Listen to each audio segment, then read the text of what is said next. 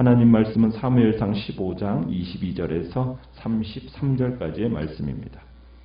사무엘상 15장 22절에서 33절입니다. 사무엘상 15장 22절입니다. 사무엘이 이르되 여호와께서 번제와 다른 제사를 그의 목소리를 청종하는 것을 좋아하심같이 좋아하시겠나이까? 순종이 제사보다 낫고 듣는 것이 순양의 기름보다 나으니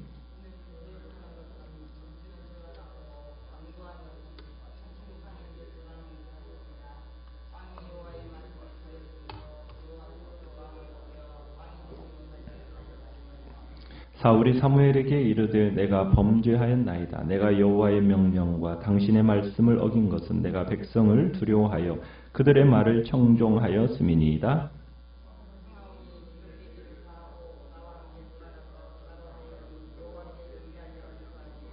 사무엘이 사울에게 이르되 나는 왕과 함께 돌아가지 아니하리니 이는 왕이 여호와의 말씀을 버렸으므로 여호와께서 왕을 버려 이스라엘 왕이 되지 못하게 하셨음이니이다 하고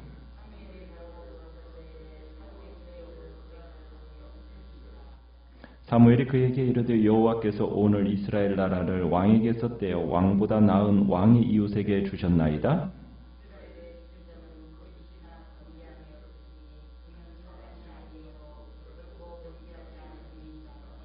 사울이 이르되 내가 범죄하였을지라도 이제 청하옵나니 내 백성의 장로들 앞과 이스라엘 앞에서 나를 높이사 나와 함께 돌아가서 내가 당신의 하나님 여호와께 경배하게 하소서 하더라.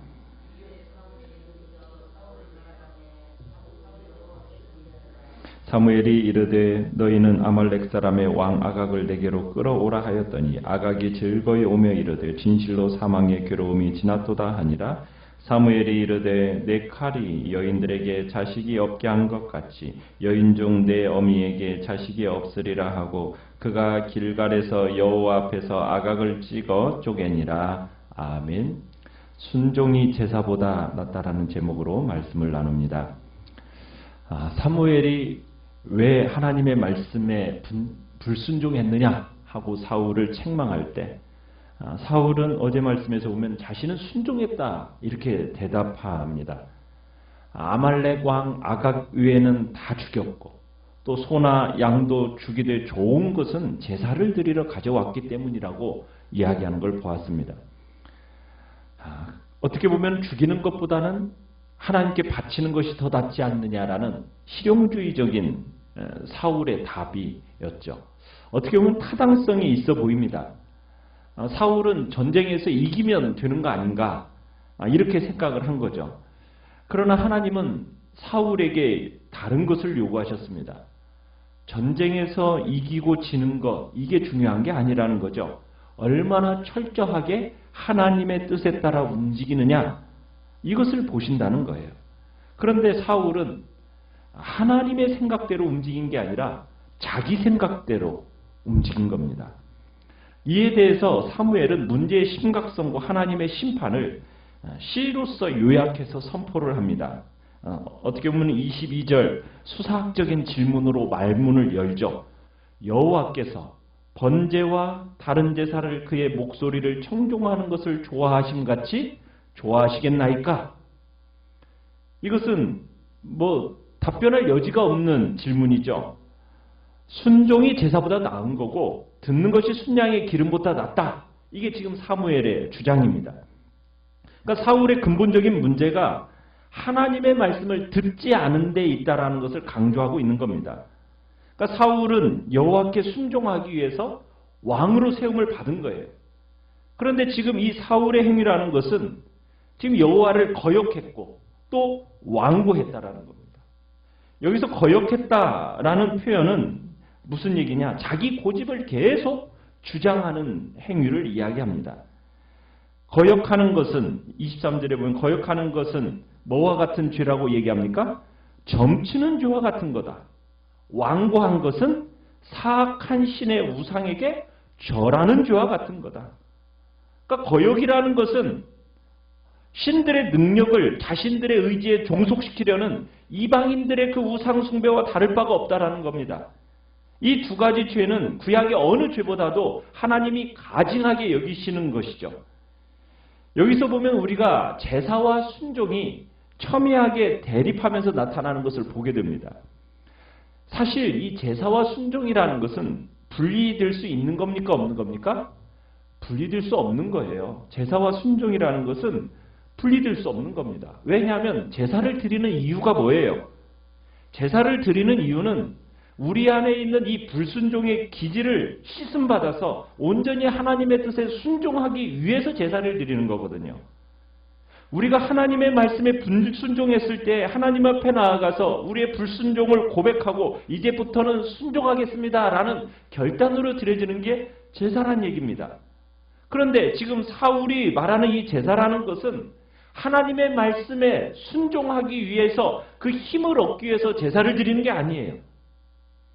하나님 앞에 내가 풍성한 제사를 드리면은 이제부터 내가 원하는 것을 해도 하나님이 축복하실 거다라는 그런 생각 속에서 지금 제사를 드리고 있는 겁니다.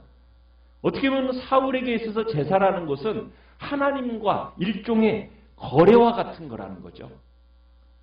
하나님은 그런 거래 원하십니까? 아니거든요.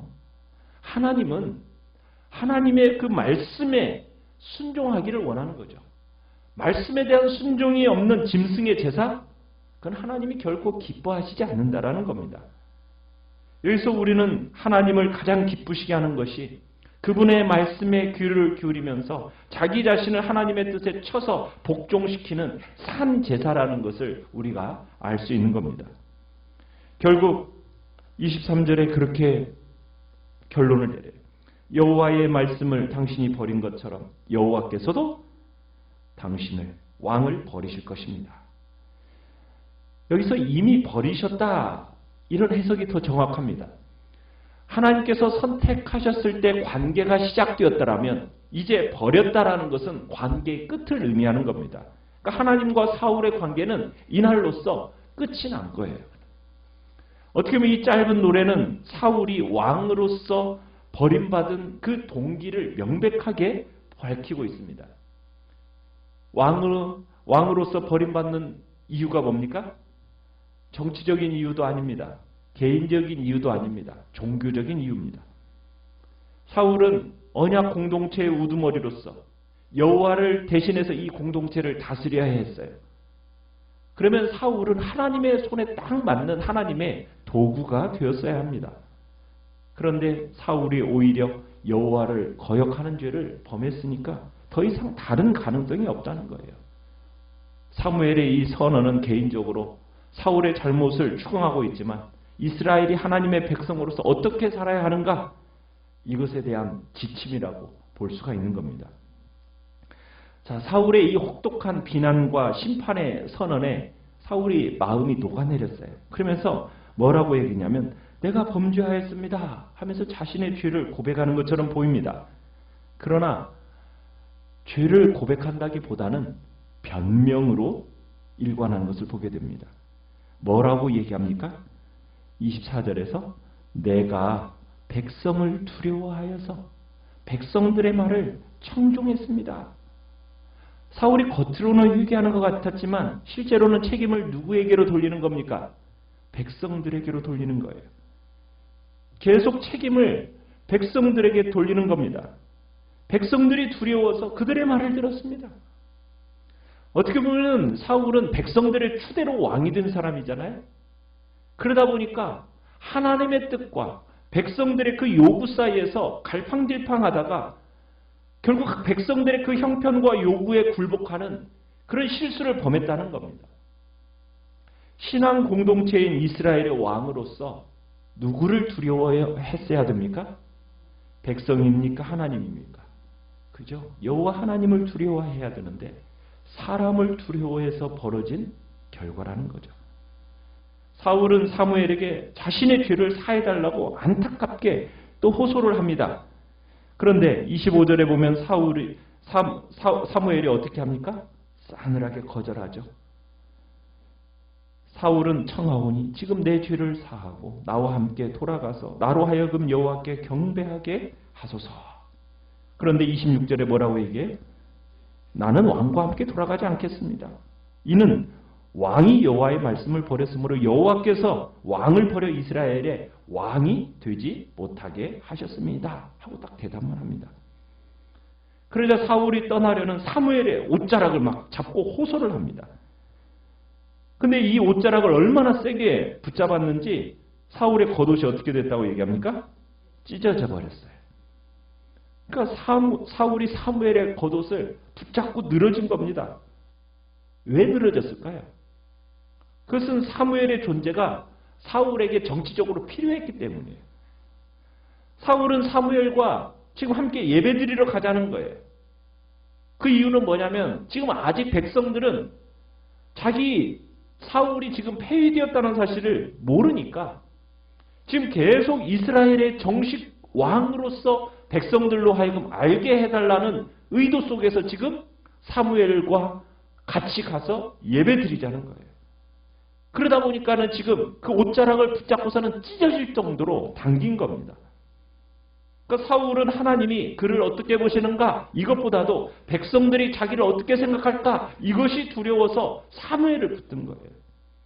그러자 28절에 사무엘이 한층 더 강경하고 결정적인 심판의 예언을 터뜨립니다. 찢어진 옷을 바라보면서 뭐라고 얘기합니까? 여호와께서 오늘 이스라엘 나라를 왕에게서 떼어 왕보다 나은 왕의 이웃에게 주셨나이다. 사울이 통치하는 이스라엘도 이 옷처럼 찢겨서 다른 사람에게 주어질 거라고 경고하고 있어요.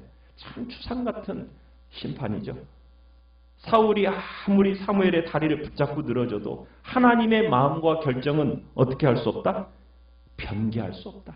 29절에 이스라엘의 지존자는 거짓이나 변개함이 없으시다. 사람이 아니시기 때문에 하나님은 결코 변개하지 않으신다. 다리 잡고 지금 늘어질 문제가 아니라는 거예요. 당신이 바른 신앙의 결단을 해야 된다. 그게 필요하다라는 이야기인 거죠. 참 이스라엘의 왕으로서 관심을 두고 두려워할 대상이 누구예요?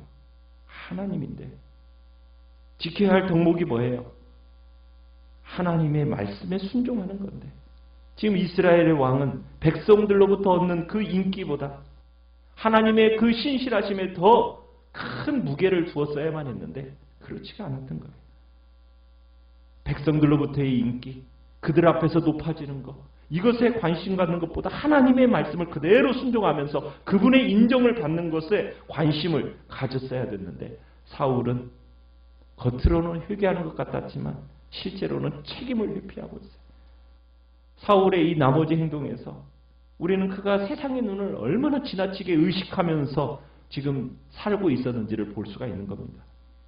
지금 사울의 이 근본적인 요구는 하나님과의 관계 회복이 아니라 지금 뭐예요? 백성들 앞에서 나를 왕 대접해달라는 거예요.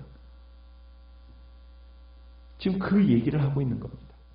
사울에게는 백성들이 그를 어떻게 생각하느냐, 이것이 지금 하나님이 그를 어떻게 생각하느냐, 이것보다 더 중요했다라는 겁니다.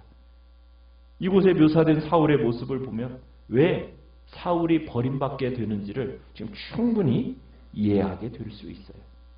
평생 주변 사람들의 시선만을 의식하며 살아갔던 사람이 바로 사울이었다는 거예요. 보이지 않는 하나님의 관계, 그것에 대해서는 그렇게 그다지 중요하지 않게 생각하고 오로지 자신의 체면, 사람들이 나를 어떻게 생각하느냐, 그 시선에만 마음이 전부 들여져 있었기 때문에 결국 사울은 하나님께로부터 버림받게 되는 겁니다. 어떻게 보면 사울에게 있어서 사람들에게부터 자신의 얼굴 체면이 신이 되어 있었던 거죠. 사울은 지금 자신의 왕적 권위, 지도력을 회복시켜달라고 요청을 합니다. 그러면서 다시 또 요구를 해요. 뭐라고 요구를 합니까? 왕 하나님 여호와께 30절에 그러죠. 내 백성의 장로들 앞과 이스라엘 앞에서 나를 높이사 나와 함께 돌아가서 내가 당신의 하나님 여호와께 경배하게 하소서. 지금 자신과 함께 여호와 하나님께 경배드리는 모습 자체가 지금 백성들의 통치에 도움이 될 거라고 판단하기 때문에 지금 다시 가서 예배 같이 드려달라는 거예요. 사무엘은 이 사울의 간구를 수용합니다. 그리고는 그와 함께 백성들 앞에 가서 제사를 드려요. 그런데 사무엘이 지금 사울과 함께 가는 주둔 목적은 뭐였느냐면 아각에 대한 심판을 수행하기 위해서 사무엘이 동행한 겁니다. 자, 여호와께 경배를 마치자 32절에 보니까 뭘 합니까? 사무엘은 사울과 백성들이 살려둔 아말렉 족속 왕 아각을 죽입니다. 아각은 사무엘이 와서 자신을 살려줄 줄 알았던 것 같아요. 그런데 결국에는 사무엘의 손에 죽임을 당하죠. 사무엘은 아각의 칼이 얼마나 이스라엘의 많은 사람들이 살해됐는지를 상기시키면서 아각을 여호와 앞에서 죽입니다. 아각을 죽인 이유는 뭘까요? 아각이 계속 살아서 여호와의 말씀을 거역하는 사울의 개인적인 영광에 이용되어서는 안 된다고 생각했기 때문에 아각을 죽이는 겁니다. 아각은 하나님의 은혜의 영광을 위해서 하나님의 공의와 심판을 받아 죽어야만 했던 겁니다. 우리는 사울이 하나님의 말씀보다는 백성들을 더 의식하게 된 그 의식함으로 말미암아 그 결과가 어떻게 되는가를 우리가 생각해 봐야 합니다. 주변 사람들의 시선을 의식해서 하나님을 순종하는데 주의를 집중하지 못하는 결과가 얼마나 심각한 낭패를 당하게 하는지를 생각하면서 우리는 사람들의 눈과 그들의 의식 거기에 마음을 쏟을 게 아니라 우리의 마음은 오직 하나님 앞에 우리의 마음을 두고 항상 코람데오 정신, 하나님 앞에서 하나님의 면전에서 그렇게 살아가는 정신이 우리에게 너무나도 필요하다는 겁니다. 그것이 바로 믿음의 선배들이 가졌던 정신이었던 거죠. 사람들 앞에서 체면을 위해 살아가는 정신이 아니라 하나님 앞에서 코람데오 정신을 회복하는 은혜가 있기를 간절히 바랍니다. 무엇보다도 하나님의 뜻과 말씀에 순종하는 데 우선순위를 두는 복된 자리에 있기를 간절히 축원합니다. 말씀을 생각하면서 기도하시고요.